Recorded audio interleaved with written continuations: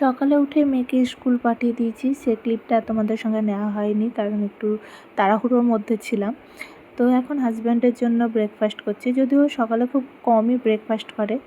তো আজকে এই যে চিড়ে ভিজিয়ে রেখেছিলাম আর দই, তো চিড়ে দই ওকে দিয়ে দিব। চিড়ে দই পার্সোনালি আমার একদমই ভালো লাগে না, তাই শুধুমাত্র ওর জন্যই করছি।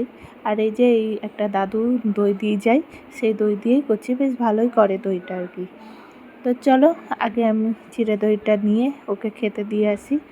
তারপরে আজকের দিনটা তো খুব সুন্দর একটা দিন, বর্ষার দিন। যদিও আমার বর্ষা ভালো লাগে না, ওই প্রথম দিনটাই একটু ভালো লাগে, বাকি আমার একদমই পছন্দ হয় না। তো চলো এবার লাঞ্চ করার সময় হয়ে গিয়েছে।